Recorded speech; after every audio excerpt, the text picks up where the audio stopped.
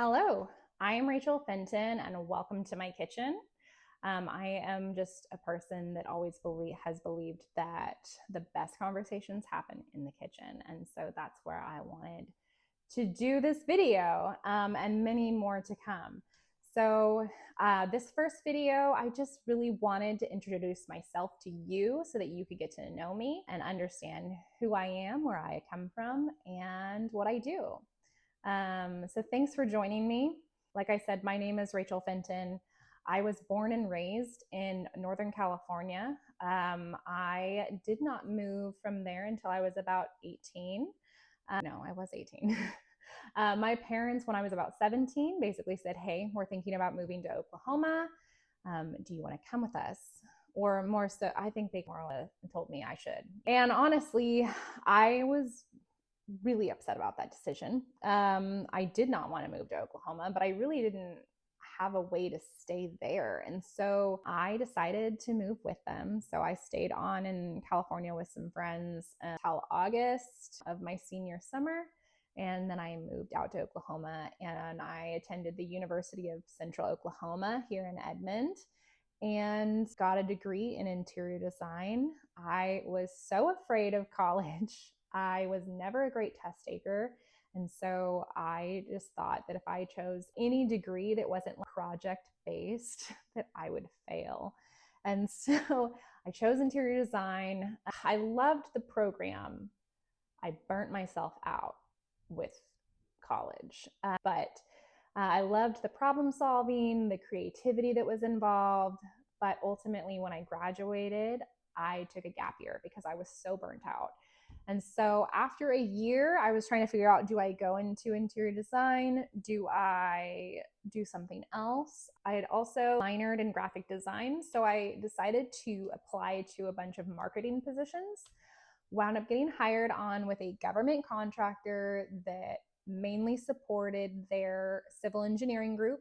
Worked for them for about 2 years. And then I transitioned within the same company to a business development job.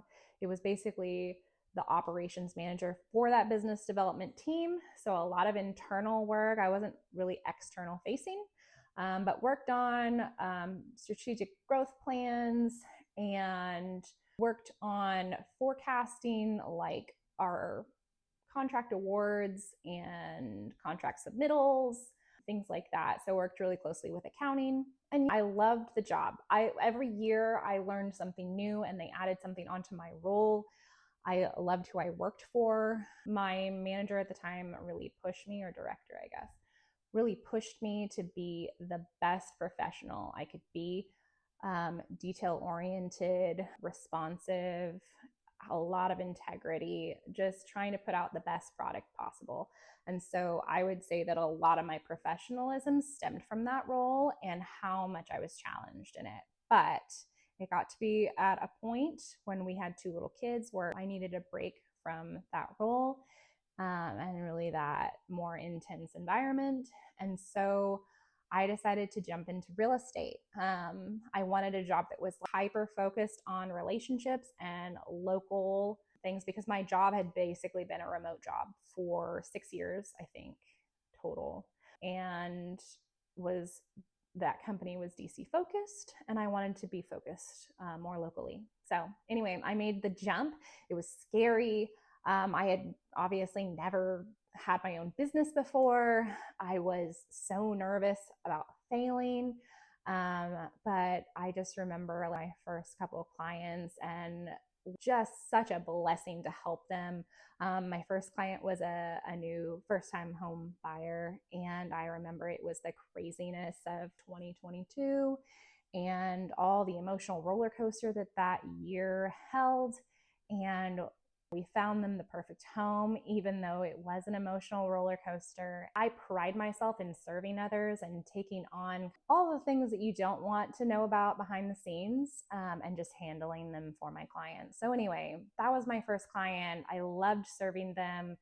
But really since then, I initially started marketing for people my own age. And over time, I realized, oh, that's not really who my clients are. All of my clients are retirees or empty nesters. or combining households from a multi-generational family. And so I decided to switch who I really focused on so that I could gain more knowledge for them, be an expert in that area of real estate, so that I can best support my clients. So that's where I am today. Another kind of trigger and really push to focus on those clients was early last year. My dad passed away, and he was 65, and they had not planned on him passing. It was very unexpected. And so my mom was in a situation where they really didn't have a plan for her after he passed. And so, as a child being close here locally, stepped in as a support role for her. And it was maybe a little overwhelming feeling through everything, but I was able to help her get connected to a financial planner to help plan for her future and make her money work for her so that she can have the best possible retirement. And then we got her set up with an estate planner so that we could develop a plan so that, as morbid as it is, when she passes, there isn't chaos and unplanned things, that we know that there's a plan for me and my brother. And so while that was incredibly hard and challenging, and we're still grieving in that process, it was just a blessing to be able to support her. I did help her sell her home and then help her purchase one that was a little bit closer to us and that was a smaller, so that she wasn't having to maintain such a large home. And we really spent a lot of time thinking about what she needed. And I tried to help her with questions that would guide her to the correct house for her. Because sometimes when you're downsizing, you don't really think about things, and you can accidentally downsize too much. Your house could not work for you in the life that you see yourself in. So for her, she really wanted to have space for entertaining. And so we decided, you know what? We're not having that fourth bedroom. We're going to keep it 3-bed, 2-bath. And the bedroom sizes are fine, but she has fewer bedrooms, but more living space and more space that works for entertaining. And then a beautiful smaller backyard. She is a gardener. And so things like that to guide people into the next chapter so that it works the best for them in that season of life. So anyway, that's kind of my passion, who I serve, who I focus on. As me professionally, me personally, I've been married to my husband for 12 years this last September. We have 2 kiddos, a 9-year-old and a 6-year-old, and they go to Deer Creek schools. So go Antlers. Let's see, we moved out to this area about 5 years ago in the midst of COVID. We needed one more bedroom so that we would have a home office during that time. And we were also just kind of tired about the traffic in central Edmond. We love Edmond. It's a great community to live, but it does have traffic. So commuting can take a while within the city. They just have a lot of people coming in and out. So anyway, but we love it out here. I miss the trees. I will say that. I do miss the trees. On the east side, you have more trees in the metro, and on the west side, it kind of gets into that plain area where there's the plains where it's more flat and there's fewer trees. But anyway, let's see. I love to read. I love to cook, although I don't enjoy it as much as I used to because my children complain. So I don't make anything elaborate these days. But that is something that stemmed from my grandma to my mom to me.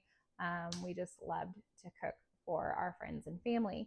So I do love to entertain and open our home up to friends. But that's me in a nutshell. If you are interested in more like home tips, home hacks, downsizing tips, if you're interested in local events and local businesses, I do have a newsletter that gets sent out every month around the 1st. And that would be just a great resource for you if you are interested. And that QR code on the banner, if you just scan that, that'll take you directly to the sign up page for that. So anyway, thank you for joining me. I hope you learned a little bit more information on me. But thanks for hanging out with me, and we'll see you next time, guys. Bye.